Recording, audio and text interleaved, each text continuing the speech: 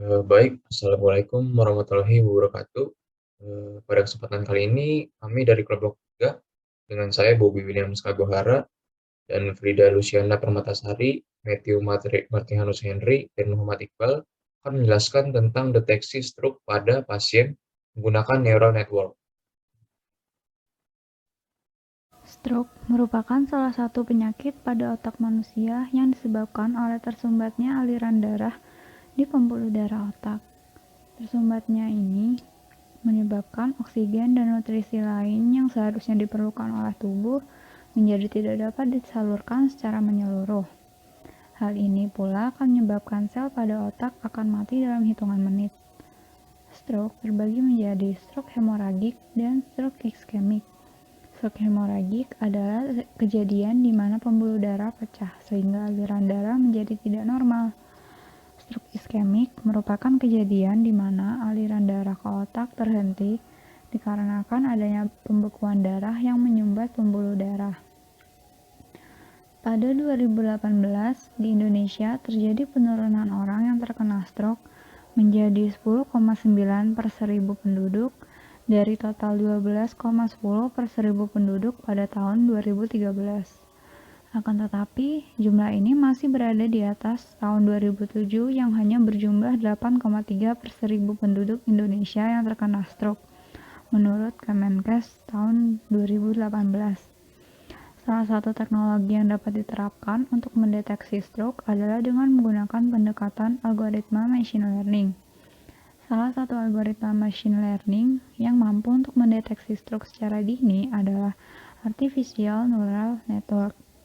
Sistem deteksi dini menggunakan artificial neural network ini diharapkan dapat membantu dokter dalam mendiagnosis pasien stroke secara lebih cepat dan akurat. Dataset yang kami gunakan berasal dari platform Kaggle dengan link sebagai berikut.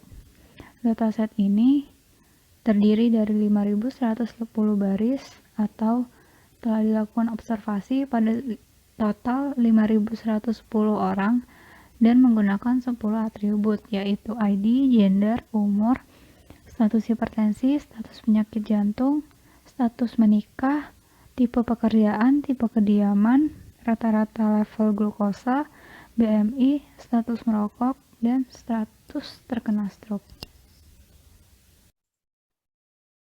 Oke, selanjutnya saya akan menjelaskan tentang exploratory data analysis, terutama di visualisasi data. Nah, untuk sebaran variabel target ini balance tidak seimbang dengan yang tidak terkena stroke itu 4.861 dan yang terkena stroke 249. Untuk sebaran data lainnya ini sebaran data numerik menggunakan histogram, terdapat atribut umur dan rentang 0 sampai 80 dan atribut BMI ini menjulur ke kanan dengan rentang 60 sampai 100 ini jumlahnya sangat sedikit. Lalu untuk rata-rata level glukosa ini juga menjulur ke kanan. Nah, lalu untuk sebaran data kategorik, untuk distribusi gender paling banyak itu yang perempuan. Dan untuk distribusi hipertensi yang paling banyak itu yang tidak terkena hipertensi, ini juga tidak seimbang.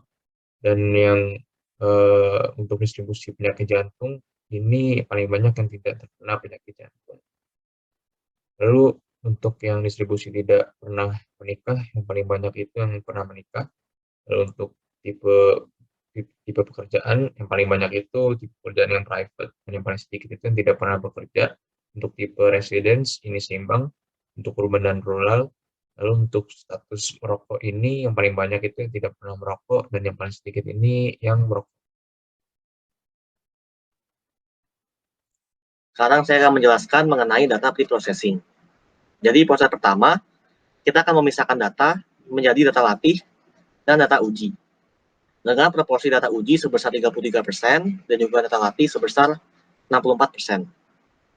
Setelah itu, kita akan mengisi missing value pada data latih maupun data uji dengan menggunakan median. Ditemukan missing value pada fitur BMI, baik pada data latih maupun pada data uji. Setelah itu, kita melakukan transformasi fitur, yaitu fitur BMI, di mana pada data latih maupun data uji sebenarnya terlihat seperti pada kiri atas dan kiri bawah sebelum ditransformasi. Kita melakukan transformasi untuk membuat sebarannya menjadi sebaran normal, seperti terlihat pada bagian kanan atas dan juga kanan bawah. Kanan atas merupakan sebaran fitur BMI untuk data train atau data latih, dan bagian bawah itu merupakan sebaran pada fitur BMI setelah dilakukan transformasi dengan menggunakan transformasi logaritmik. Kita juga melakukan transformasi untuk fitur average glucose level. Di sini terlihat bahwa fitur average glucose level, baik pada data latih maupun data uji, keduanya memiliki sebaran yang tidak normal. Seperti terlihat pada kiri atas untuk data latih dan juga kiri bawah untuk data uji. Kita melakukan transformasi resiprokal di sini untuk membuat sebaran data latih maupun data uji menjadi terlihat seperti sebaran normal. Pada bagian kanan atas lebih tepatnya, itu merupakan sebaran average glucose level ketika atau setelah dilakukan transformasi resiprokal, dan bagian kanan bawah itu adalah fitur average glucose level setelah dilakukan transformasi resiprokal untuk data uji. Setelah itu dilakukan undersampling untuk mengatasi imbalansis pada data. Jadi untuk data latih itu sendiri, variabel stroke atau variabel target akan memiliki sebaran yang sama untuk nilai 1 maupun nilai 0. Sebelumnya nilai 1 itu melebihi nilai 0 hampir 10 kali lipatnya, menyebabkan adanya imbalansis yang kita tangani dengan menggunakan undersampling. Setelah itu kita melakukan normalisasi dengan menggunakan min-max scaler untuk variabel-variabel continue seperti age, average glucose level, dan juga BMI. Kita terapkan min-max scaler ini pada data latih maupun data uji.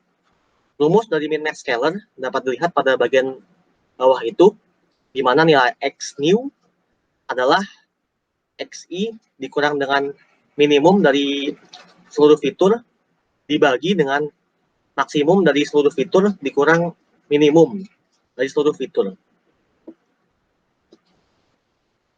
Proses berikutnya yaitu one hot encoding, di mana kita mengubah beberapa variabel yang sebelumnya itu merupakan variabel kategorik menjadi variabel numerik. Seperti terlihat di situ bahwa gender yang awalnya bernilai male atau female, ephemerit yang awalnya bernilai yes atau no, dan seterusnya diubah menjadi sebuah variabel continue atau variabel numerik yang bernilaikan 0 atau 1. Sekian proses data preprocessing, dapat dilanjutkan. Baiklah, pada kesempatan kali ini saya akan menjelaskan terkait dengan fase modeling. Jadi model yang digunakan untuk kasus ini yaitu Artificial Neural Network atau disingkat dengan ANN. Jadi model ini bekerja dengan cara meniru cara kerja otak manusia, di mana otak manusia dapat memproses data secara paralel sehingga secara proses komputasi jauh lebih cepat dibandingkan model pada umumnya. Dalam hal ini yang diimplementasikan yaitu neuron. Jaringan ANN secara umum terbagi 3, ada single layer, multiple layer, sama recurrent network. Jaringan ANN yang dipakai untuk kasus memprediksi stroke pada pasien yaitu multiple layer. Jadi pada multiple layer, input data pada input layer tidak langsung diproyeksikan ke output layer, melainkan harus diproyeksikan terlebih dahulu sebagai input vektor ke suatu hidden layer. Kemudian output dari hidden layer inilah yang akan diproyeksikan sebagai output dari layer itu. Teknik yang digunakan secara umum yaitu backpropagasi, di mana teknik ini dapat mengurangi error yang dihasilkan saat proses training berlangsung. Jadi teknik backpropagasi ini secara umum digunakan dalam memprediksi suatu output. Selanjutnya, parameter-parameter neural network, yaitu yang pertama fungsi aktivasi. Fungsi yang digunakan yaitu fungsi logistik sigmoid. Alasannya yaitu fungsi ini dapat memprediksi probabilitas sebagai suatu output dengan rentang nilai yaitu 0 sampai dengan 1, sehingga ini cocok digunakan untuk kasus binary classification. Fungsi ini turunannya dapat dikalkulasikan dengan mudah, sehingga diperlukan dalam menghitung backpropagation error. Selanjutnya, learning rate itu untuk mengontrol berapa besar perubahan bobot demi mengurangi error yang dihasilkan dari backpropagasi. Selanjutnya, IPOH yaitu suatu proses training model dalam satu siklus. Istilah lainnya itu perulangan. Maksudnya neuron yaitu penyelesaian terhadap bobot dari input data. Contoh codingannya bisa dilihat seperti berikut. Jadi codingan ini diimplementasikan dengan menggunakan bahasa Python dengan menggunakan prinsip Object-Oriented Programming. Jadi di kelas ini ada fungsi initialize network, ini untuk inisialisasi suatu neural network, dan ada fungsi aktivasi, di mana fungsi aktivasi yang digunakan yaitu fungsi sigmoid. Selanjutnya ada fungsi forward propagate, selanjutnya ada fungsi transfer derivative, selanjutnya ada fungsi backward propagate error. Ini satu fungsi untuk mengkalkulasikan error yang dihasilkan dari proses backpropagasi. Selanjutnya ada fungsi update weight. Ini suatu fungsi untuk mengupdate bobot dari input data saat proses training berlangsung. Selanjutnya ada fungsi train network. Ini fungsi untuk melakukan proses training pada model. Ada fungsi predict untuk memprediksi output berdasarkan input data yang masuk. Dan ada fungsi backpropagasi, di mana ini sudah menerapkan konsep stochastic gradient descent. Untuk implementasinya dapat kita lihat sebagai berikut, dengan menggunakan learning rate sebesar 0,05, dengan banyaknya neuron pada hidden layer yaitu 8, dan untuk IPOH-nya sebesar 2000. Diperoleh output berupa skor train sebesar 0,94%, 0,94, skor tesnya 0,69, dan error yang dihasilkan sebesar 53,508. Jika kita lihat, model ini terindikasi overfit.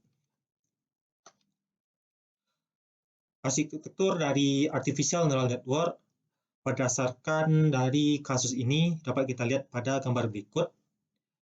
Jadi hanya terdiri satu hidden layer dengan banyaknya neuron pada hidden layer yaitu sebanyak 8. Selanjutnya kita lihat di skor training, perbandingan antara skor training sama skor validasi. Jika kita lihat pada grafik berikut, untuk nilai IPOH di atas 1000, nilai skor validasi cenderung akan mendekati nilai stagnan di sekitar 0,7. Sehingga jika nilai IPOH ini jika kita terus perbesar, maka model tidak akan menjadi optimal. Selanjutnya, model ini juga terindikasi overfit. Dapat kita lihat selisih antara skor train sama skor validasinya, selisihnya cukup besar. Kesimpulan, pemodelan dengan neural network menggunakan data latih sudah disampling, yang terdiri dari 344 baris data dengan 15 atribut yang sudah dilakukan pra-proses data sebelumnya. Dan data uji yang juga sudah disampling dan juga sudah dipraproses yang terdiri dari 1686 baris dan 15 atribut. Pemodelan dengan backpropagasi untuk memprediksi stroke pada pasien ini menggunakan fungsi aktivasi yaitu fungsi sigmoid dan parameter learning rate sebesar 0,05 dan banyaknya neuron pada hidden layer yaitu 8 neuron. Diperoleh masing-masing skor training, validasi, dan error yaitu sebesar 0,94816, 0,69632, dan 53,508. Dengan hasil ini dapat kita simpulkan bahwa model ini terindikasi overfit, sehingga kita perlu melakukan optimasi pada model tersebut dengan melakukan parameter tuning ataupun menambah layer pada hidden layer. Baik, sekian saja presentasi dari kelompok kami. Jika ada kesalahan kami mohon maaf. Wassalamualaikum warahmatullahi wabarakatuh.